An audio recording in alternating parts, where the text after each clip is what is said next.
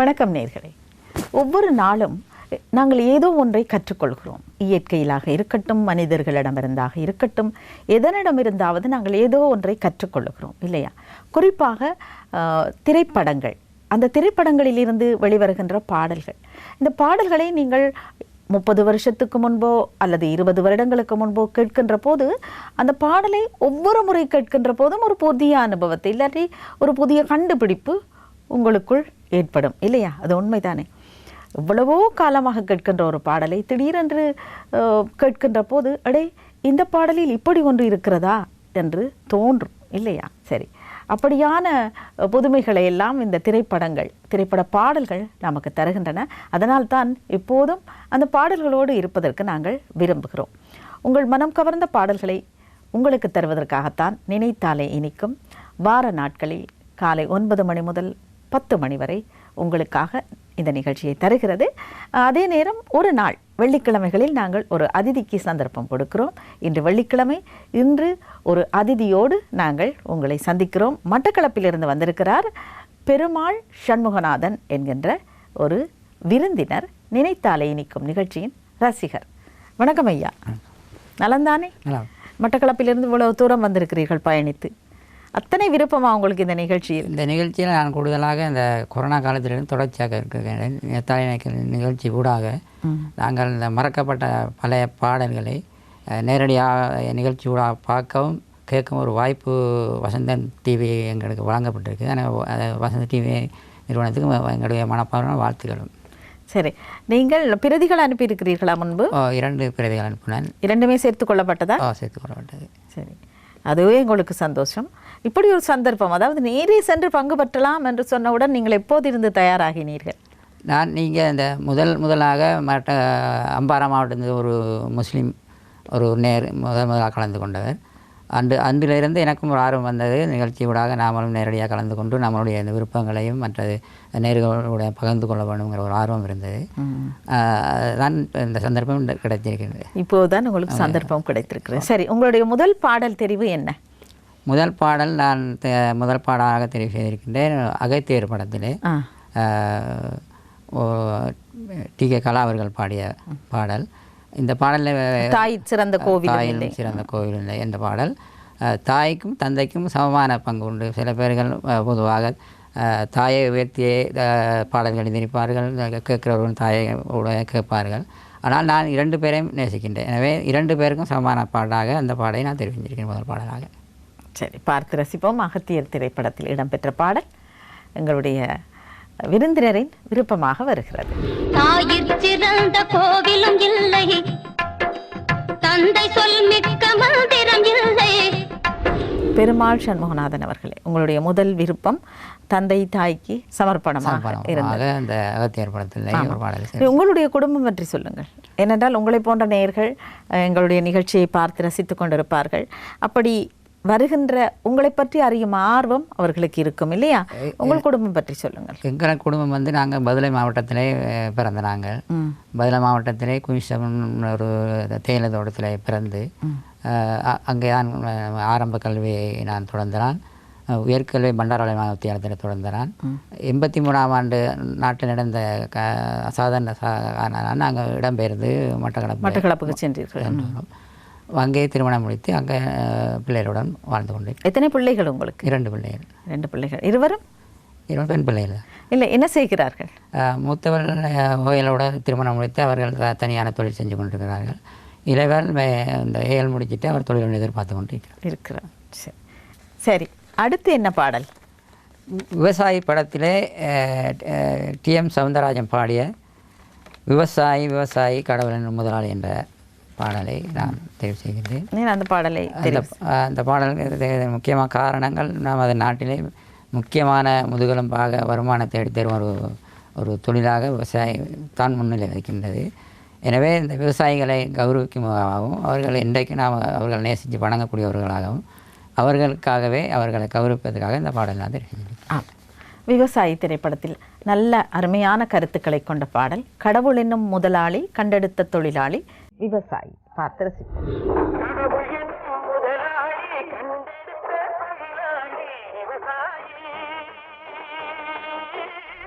உங்கள் மனம் கவர்ந்த நடிகர்கள், நடிகையர், பாடக பாடகிகள் பற்றி பேசுவோமா? எனக்கு என்னை மனம் பிடித்த நடிகர்னு சொல்லுவார் எம்ஜிஆர் மட்டும்தான். நான் அவர் பாடசாலை காலத்திலிருந்து அவருடைய அந்த சரித்திரங்கள் படித்திருக்கின்றேன். பின்னர் அவர் சினிமாவுக்கு வந்ததிலிருந்து அவர் அரசியலுக்கு போனதிலிருந்து கூட அன்று தொடக்கம் இன்று வரையும் ஒரே ஒரு நடிகரை மட்டும்தான், அவரை மட்டும்தான் உங்களுக்கு பிடிக்கும். அவருடைய கொள்கைக்காக அவரை உங்களுக்கு பிடிக்கும்.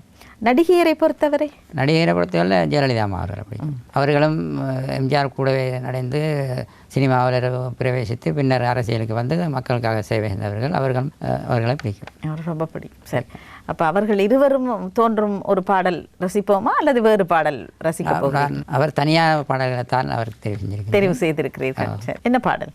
3வது பாடலாக நான் தெரிவு செய்கிறேன் மாட்டுக்கார வேலன் படத்திலே பட்டிக்காடாம் பட்டணமா என்ற பாடல். இந்த பாடலை விரும்பி காரணம் இது எனது மகள். எனது மகள் இந்த பாடலை கூடுதலாக விரும்பி கேட்பார்கள். மகளுக்காகவே இந்த பாடல் நான் கேட்க விரும்புகிறேன். பட்டிக்காடா பட்டணமா ரெண்டும் கெட்டான் லட்சணமா. சரி, அந்த பாடலை பார்த்து ரசிப்போம். எல்லார் ஈஸ்வரியும் டி.எம். சௌந்தரராஜனும் அந்த பாடலை பாடியிருக்கிறார்கள். காட்சியோடு கானத்தை ரசிப்போம். வாருங்கள். பட்டிக்காடா பட்டணமா ரெண்டும் கெட்டான் லட்சணமா. இன்று எங்களுடைய நினைத்தாலே இனிக்கும் நிகழ்ச்சியை சிறப்பித்துக் கொண்டிருக்கிறார் எங்களுடைய ரசிகர், நிகழ்ச்சியின் ரசிகர் பெருமாள் சண்முகநாதன். அவர் விருப்ப பாடல்களை நாங்கள் தந்து கொண்டிருக்கிறோம். நீங்களும் கூட எங்களுடைய நிகழ்ச்சியில் இணைந்து கொள்ளலாம். வாட்ஸ்அப் ஊடாக நீங்கள் தொடர்பு கொண்டு உங்களுக்கு எந்த வெள்ளிக்கிழமையிலே உங்கள் நிகழ்ச்சி போக வேண்டும் என்று விரும்புகிறீர்களோ எங்களுடைய தயாரிப்பாளருடன் பேசி நீங்கள் நிகழ்ச்சியை சிறப்பிக்கலாம். அதே போல் நீங்கள் பிரதிகளையும் அனுப்பி வைக்கலாம். பிரதிகளை அனுப்பி வைக்கிறீர்கள். தரமான பாடல்களை தெரிவு செய்து தரமான கருத்துக்களாகவும் இருக்க வேண்டும். அதாவது பாடல் கருத்துக்கள் தரமானதாகத்தான் இருக்கும். நீங்கள் பாடல் உங்களை ஏன் கவர்ந்தது என்று கொஞ்சம் சிறப்பாக குறிப்பிட்டு எங்களுக்கு பந்தியாக நீங்கள் எழுத வேண்டிய அவசியம் இல்லை. ஒரு 4-5 வரிகளில் எழுதி அனுப்பினால் போதும். சரிதானே? சரி, நாங்கள் இப்போது எங்களுடைய சண்முகநாதன் அவரிடம் பேசுவோம். சொல்லுங்கள், யாருடைய பாடல்கள் உங்களுக்கு ரொம்ப பிடிக்கும்? பாடகர் என்று வரும்போது பாடகர் என்றால் டி.எம். சௌந்தரராஜா அவர்கள் பாடல் எனக்கு நல்லா பிடிக்கும். அவர்கள் சோக பாடல்கள் தொடக்கம் தத்துவ பாடல்கள் அனைத்து பாடல்களையும் அவர்கள் சிறப்பாக பாடக்கூடியவர்கள். அவர்களை பிடிக்கும். பக்தி பாடல் என்று வரும்போது சீர்காழி கோவிந்தராஜ் அவர்களுடைய பாடலை பிடிக்கும். மற்றும்படி பாடகி என்று பார்த்தால் பி. சுசிலா மட்டும்தான் பிடிக்கும். அவரை மட்டும்தான் பிடிக்கும். சரி, ஏன் அந்த குரலுக்காகவா? பி. சுசிலா அம்மா அவர்கள் எந்த ஒரு பாடலையும் அந்த அந்த தருணத்துக்கு ஏற்ற மாதிரி பாடுவார்கள். அவர்கள் பாடலை கேட்கும்போது ஒரு பாடல் ஒரு காட்சியில் பாடும்போது அந்த பாடல் அவர் பாடினாத்தான் அதை இனிமையாக இருக்கும், ரசிக்கக்கூடியங்கிற ஒரு அந்த இலக்குக்குள்ளே பாடுவார். என்ன பாடலாக இருக்கும், தமிழ் தாய்மொழியாக இல்லாவிட்டாலும் கூட அற்புதமாக இருக்கும் இல்லையா? சரி, இனி என்ன பாடல்? அன்னமிட்ட கைப்படத்தில் 16 வயதினிலே 17 பிள்ளையம்மா என்ற பாடலை தெரிவு செய்திருக்கின்றேன். இந்த பாடலுக்கு ஒரு பின்னுக்கு ஒரு பெரிய ஒரு வரலாறு இருக்கின்றது. அப்படியா? இந்த வரலாறை கொஞ்சம் சுருக்கமாக சொல்லுங்கள். வரலாறு என்று வரும்போது நான் ஒரு மலையத்தில் பிறந்த நான் அந்த தோட்டத்திலே அந்த பிள்ளைகளை பராமரிக்கும் ஒரு இடம் இருக்கும். பால் விட்டு தாய்மார்கள் பிள்ளைகளை விட்டு அந்த அவஇடத்தில் விட்டு போட்டு வேலைக்கு செல்வார்கள். அந்த பராமரிப்பை எனது பிள்ளை மடுவோம் என்று பிள்ளை மடுவோம் அதை எங்கள் அம்மா தான் பார்த்து கொண்டிருந்தாங்க. குறுகிய காலத்துக்கு எங்கள் அம்மா தான் அந்த பிள்ளைகளை பராமரித்தாங்க. எனவே எங்கள் அம்மா அதை பார்க்கும்போது உங்களுடைய அம்மா ஞாபகம் வரும். அந்த அம்மாவுக்காக தான் அந்த பாடம், அந்த காட்சியும் அப்படித்தான் இல்லையா? அப்படித்தான். அந்த பாடலை கூட பாருங்கள், ஜெயலலிதா அம்மையார் அவர்களும் அந்த பாடலை ஒரு பிள்ளைகள் வச்சு தான் அதே அந்த சினிமாவில் வரதை போல் உண்மையிலேயே நாங்கள் நேரடியாக கண்ட ஒரு காட்சி. எங்கள் அம்மா அந்த பிள்ளைகளோட அந்த நடந்து கொண்ட முறைகள் ஒவ்வொரு பிள்ளைகளும் ஒரு பிள்ளையும் தன்ற பிள்ளை போல பார்க்க வேணும் என்றது. எல்லா பிள்ளையும் அந்த ஒரே நிலை கட்டுப்பாட்டில் இருக்காது. அவ்வளவு பேரையும் பராமரித்து எல்லா பிள்ளைகளையும் அன்புடன் பராமரிக்கிறதுங்கிறது மிகப்பெரிய ஒரு விஷயம். எனவே தாய் அந்த விஷயத்தை செய்திருக்கார் என்றால் அவரை கௌரவிக்குமாக அவருக்காகவே இந்த பாடலை நான் கேட்க விரும்புகிறேன். சரி, 16 வயதினிலே 17 பிள்ளையம்மா பி. சுசீலா பாடிய பாடல் தான் அது. ஜெயலலிதாவுக்காக பார்த்து ரசிப்போம்.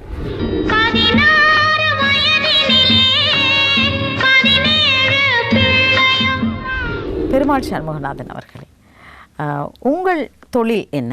இன்னும் தொழில் செய்து கொண்டிருக்கிறீர்களா அல்லது ஓய்வு பெற்று விட்டீர்களா? நான் அரசாங்க தொழில் ஒன்றும் செய்யவில்லை. எனது பாடசாலை வாழ்க்கையிலே இருந்து சில சோகமான விஷயங்கள் நடந்தது. அதை நான் குறிப்பிட வேணும் கட்டாயம். நாங்கள் பாடசாலையில் தோட்டத்தில் வந்து 5ஆம் ஆண்டு வரை தான் கல்வி. 5ஆம் ஆண்டுக்கு பிறகு நாங்கள் நகரத்துக்கு செல்ல வேணும். அங்கே அவ்வளோ நீங்கள் இருந்த இடத்திலே 5ஆம் வகுப்புக்கு மேல் பாடசாலை செய்யலை. அங்கே அந்த பிள்ளையர் காலத்தில் அந்த அளவுக்கு தான் நாங்கள் பாடசாலை வைத்திருக்காங்க. 5ஆம் ஆண்டுக்கு மேலே பிள்ளைகளை படிக்கிறதுக்குரிய ஒரு வாய்ப்பு இல்லை. அப்படி படிக்கணும் என்றால் நாம் போகணும், அதுவும் கஷ்டப்பட்டு தான் போகணும். அந்த அவங்களோட அனுமதி தரமாட்டார்கள். அப்படி இருக்கும்போது ஒரு ஃபாதர் உதவியுடன் நான் ஒரு தனியார் பாடசாலையில் என்னை ஃபாதர் கொண்டு படிக்க வச்சவர். 5ஆம் ஆண்டிலிருந்து படிப்பை நிறுத்தி விட்டதுக்கு பிறகு ஒரு 3 வருடம் படிக்காமல் இருந்தேன். ஃபாதரோட உதவிகள் எங்களுக்கு உடனே கிடைக்கவில்லை. பின்னர் நான் ஒரு தனியார் பாடசாலை என்னை சேர்த்து படிக்க வச்சேன். அங்கே தான் 10ஆம் ஆண்டு வரையும் கல்வி பூர்த்தி செய்தேன். 10ஆம் ஆண்டு கல்வி பூர்த்தி செய்யும்போது எனக்கு 21 ஆகிவிட்டது. நான் அந்த இடையில் போகாமல் இருந்தது அந்த சூழ்நிலைகளால் தொடர்ந்து ஆரம்பத்திலிருந்து 5ஆம் ஆண்டுலேருந்து தொடர்ச்சியாக செய்ய முடியாமல் போயிட்டு ஒரு 3 வருடம் நின்று தான் நாங்கள் மேலதிக இந்த படிப்பை தொடர வேண்டிய காரணம் வந்தது. 21ஆம் வயதில் தான் நான் 10ஆம் ஆண்டை பூர்த்தி செய்தேன். பூர்த்தி செய்து நான் மீண்டும் மேல் படிப்புக்காக செய்யக்கூடிய ஒரு வாய்ப்பு ஒன்று கிட்டியது ஃபாதர் ஊடாக. அதை செய்கிறதுக்கு இடையில் இந்த நாட்டில் இந்த கலவரங்கள் மீண்டும் தோண்டிவிட்டது.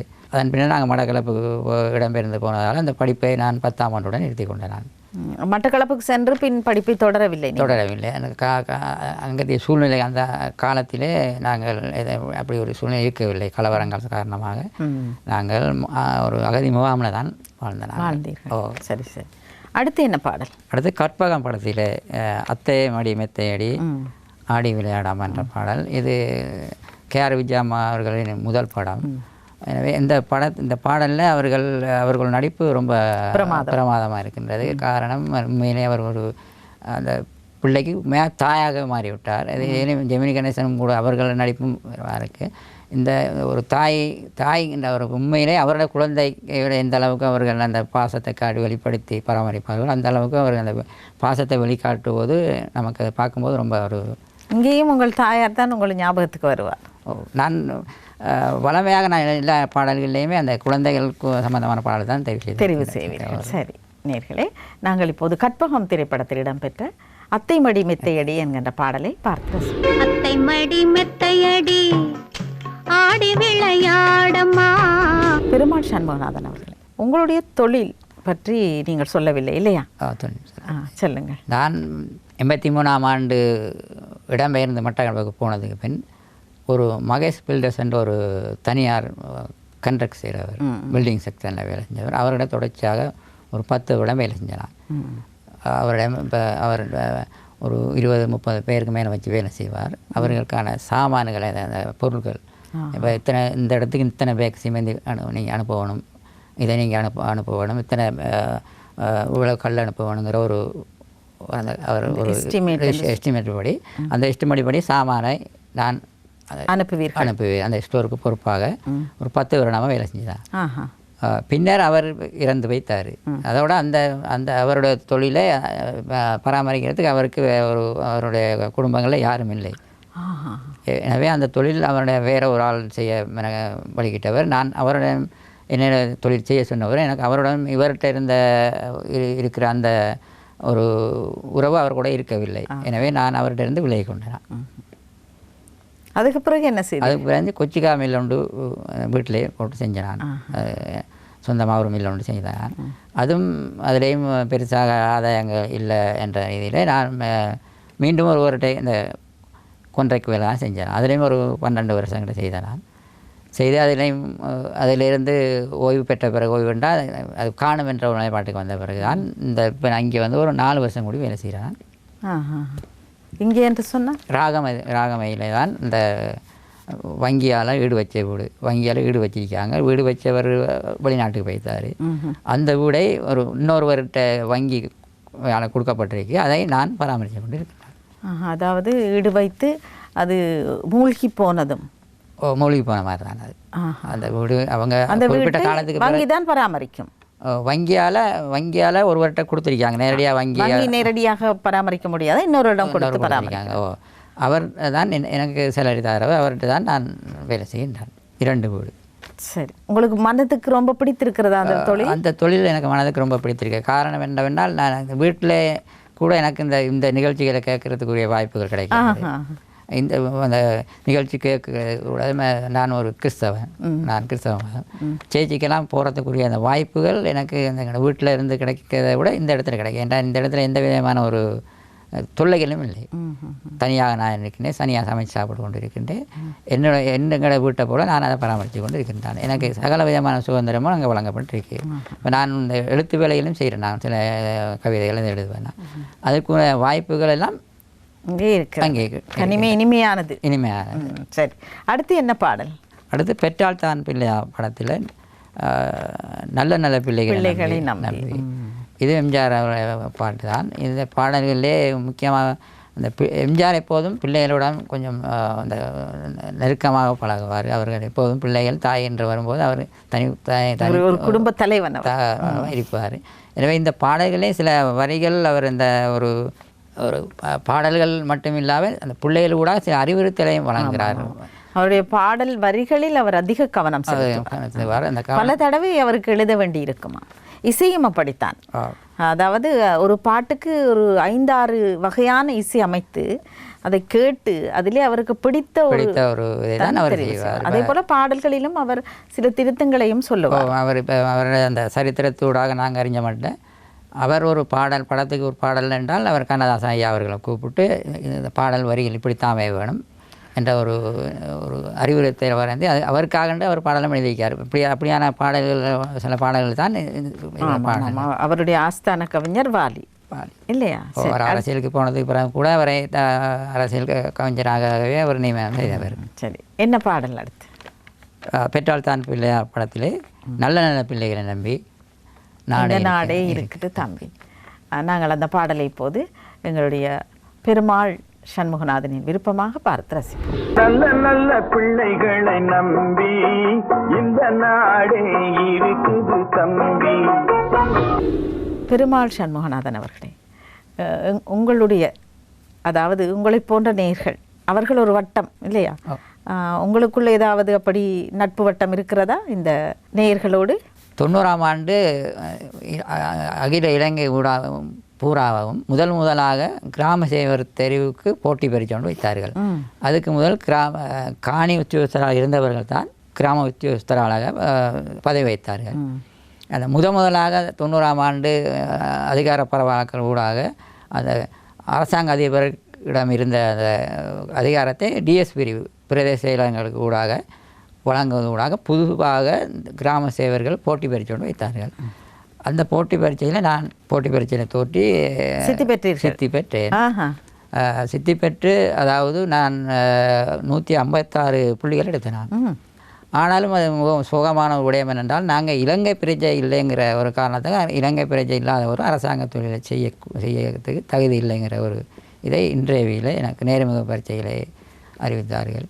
இது வாழ்க்கையில் மிகவும் ஒரு இந்த நினைச்சு பார்க்க முடியாத ஒரு சோகமான ஒரு விடயம். அதை இழந்து விட்டேன் நான். அது என்றுக்கும் மறக்க முடியாது. ஆனால் இப்போது அப்படி இல்லை இல்லையா? அதுக்கு பின்னராக காலத்தில் நாங்கள் அங்கே மட்டக்களப்பில் போய் ஒரு உழவு வாங்கும் போதும் கூட இலங்கை பிரஜை இல்லாதவர்கள் வீடு உழவு வாங்க இயலாதென்று எங்களுக்கு சொன்னார்கள். ஒரு வழக்கறிஞர் சொன்னவர், நீங்கள் இப்போ உடனடியாக வீடை வாங்க வேணும்னா நீங்கள் இலங்கை பிரஜை ஒரு பெண்ணை திருமணம் செய்யுங்கள், அவர் பெயரால் வாங்கன்னு சொன்னவர். நாங்கள் உடனே வீடு வாங்க வேண்டபடியாக நாங்கள் ஒரு பாதற பேரில் அதை நாங்கள் எங்களோட வளவு வேணுனாங்க. பின்னர் நாங்கள் இலங்கை பிரஜை சட்டப்பூர்வமாக இலங்கை பிரஜை உரிமை பெற்றதுக்கு பிறகு நான் என்ற பேரில் அந்த வீடை தீர்ப்பெடுத்தேன். அது ஒரு வாழ்க்கையிலே மறக்க முடியாத பாருங்கள். நான் எங்கே பதில மாவட்டத்தில் பிறந்து மட்டக்களப்பு மாவட்டத்துக்கு போய் அங்கே இந்த பரீட்சையில் முதல் தரமாக எழுதி முதல் தரமாக வந்தும் கூட அந்த தொழிலை பெற முடியாத ஒரு துர்ப்பாக்கிய நிலை ஏற்பட்டது. அது வாழ்க்கையில் மறக்க முடியாத ஒரு சம்பவம். சரி, அடுத்ததாக நாங்கள் என்ன பாடல் பார்த்து ரசிப்போம்? தருமம் தலை காக்கும் என்ற படத்திலே தருமம் தலை காக்கும் என்ற பாடல். இதை இந்த படத்தை நான் இந்த பாடல்களை தான் நான் கேட்டிருக்கின்றேன். எனக்கு அந்த படத்தை பார்க்கவில்லை. சரி, எம்ஜிஆர் பாடல்ங்கிறபடியாக இந்த பாட்டில் ஒரு நல்ல கருத்துக்கள் எல்லாம் உங்களை கவர்ந்திருக்கிறது. சரி, இவ்வளவு நாள் இவர் வானொலியில் தான் இந்த பாடலை கேட்டிருக்கிறார். இன்று பார்த்து ரசிக்க போகிறார். அவரோடு சேர்ந்து நாமும் ரசிப்போம். தர்மம் தலை காக்கும், தக்க சமயத்தில் உயிர் காக்கும். பெருமாள் சண்முகநாதன் அவர்களே, சரி சொல்லுங்கள், அடுத்து என்ன பாடல்? நான் ஏன் பிறந்தேன் படத்திலே டிஎம் சவுந்தரராஜன் அவர்கள் பாடிய தம்பிக்கு ஒரு பாட்டு, அன்பு தங்கைக்கு ஒரு பாட்டு என்ற பாடலும் ஒரு பிள்ளைகள் சம்பந்தமான பாட்டு. இந்த திரைப்படம் எல்லாம் பார்த்தீர்களா? நான் இதில் நான் தெரிவு செஞ்ச பாடல்களோட படங்களில் அநேகமான படம் பார்த்துருக்கேன். இப்போது பாடல் தெரிவு செய்த இந்த நான் என் பிறந்த படம் பார்த்துருக்கேன். அதில் இந்த பாடல் 2 இடங்களில் வருகிறது. முதல் நான் தெரிவு செஞ்ச பாடல் வந்து முதல் பாடல். ஆமாம். 2வது பாடல் பிள்ளைகள் இவரை தேடிக்கொண்டு செல்வது. இது பிள்ளைகளுக்கு இவர் அந்த அறிவுரைகள், ஒரு இப்படியான ஒரு சந்தர்ப்பம் வரும்போது இந்த பாட்டு உங்களுக்கு உதவும் என்ற ஒரு அறிவுறுத்தலான பாடல் இது முதல் வார பாட்டு. பார்த்து ரசிப்போம். தம்பிக்கு ஒரு பாட்டு, அன்பு தங்கைக்கு ஒரு பாட்டு. தம்பிக்கு ஒரு பாட்டு, அன்பு தங்கைக்கு ஒரு பாட்டு. இன்றும் எங்களுடைய விருந்தினருக்கு பரிசு காத்திருக்கிறது. ஹேமாஸ் நிறுவனத்தின் விவ்யா வழங்கும் சரும பராமரிப்பு சாதனங்கள். 7000 ரூபாய் பெறுமதியான சரும பராமரிப்பு சாதனங்களை நாங்கள் எங்களுடைய விருந்தினருக்கு அன்பளிப்பு செய்கிறோம்.